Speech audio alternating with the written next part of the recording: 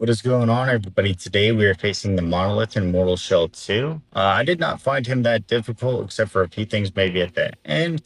I'm using Edoram in this fight. I found him to do a lot of damage. He's good at parrying. Like right there, you can see he's hitting us with two, and it's just timing wise on that kind of stuff. I will be showing my build at the end of the fight, so stick around for that.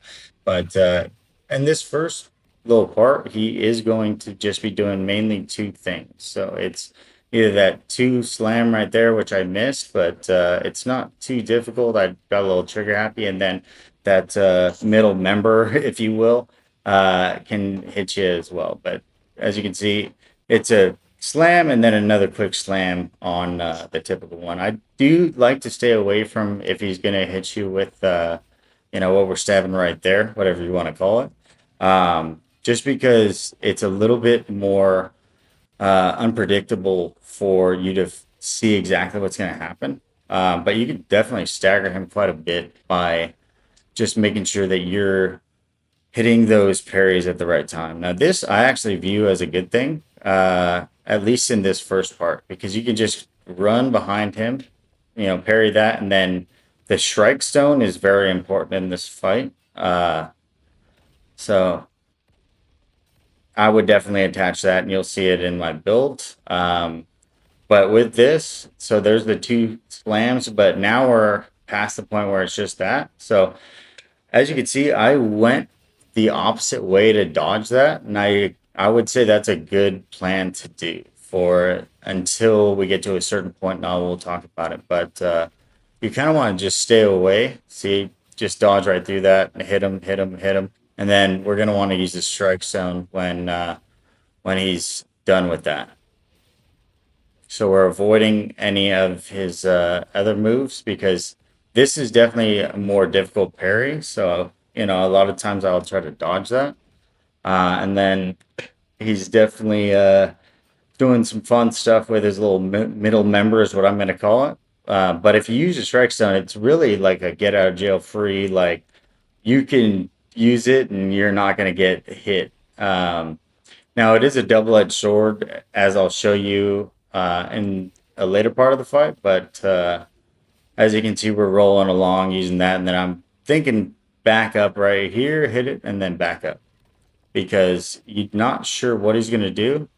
Right here, this is what I was talking about, where the fight gets much more difficult, where he is just going to be sending a bunch of lasers your way. So my advice is to kind of go back and forth on that rather than just keep going the same way, because it'll get faster and faster, and you just want to survive that attack because it is the most dangerous one he has. It's really the only problem I had. Now you can tell right there that that's a two. It's a two beam attack versus a four beam, um, where you can just dive right through that. And you might not notice it right away every time you fight, but this is a four. You can see it in the background. You can see I'm going back, forth, back, forth, back, forth. So that's kind of the way that I found you can get away with it. Now, you're not always going to, because it is difficult to deal with. But when he does this little spin, he's going to jump in the air, and just make sure you dodge like right before he comes back down. Give him a hit or two and then get out of the way because you don't really know what he's going to do.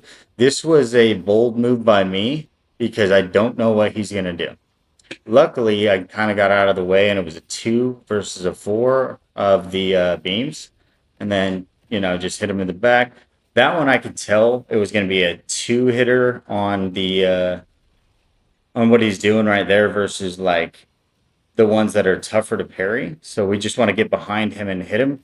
You know, I was supposed to be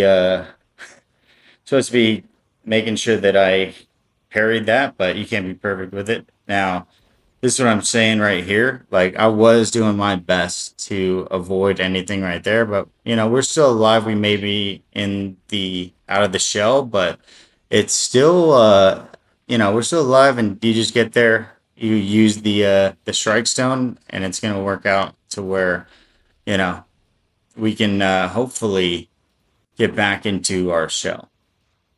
So back, forth, back, forth, back, forth, back, forth. Kind of like if you're flossing or brushing.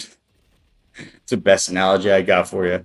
Unless you know Ray Allen's tweet. I'll leave that for a different day. Look it up if you want.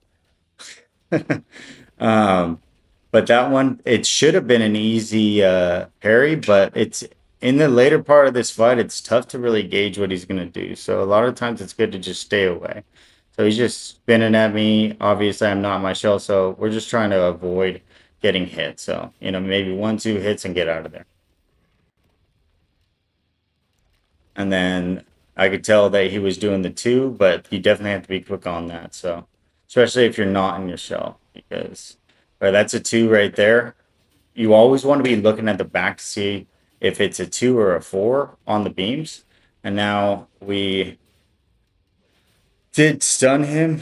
Usually you would want to definitely put that red on him, but it didn't happen. Here's the build. If this helped or you like this, just like, subscribe. Appreciate everything. You guys have a great rest of your day. Thank you.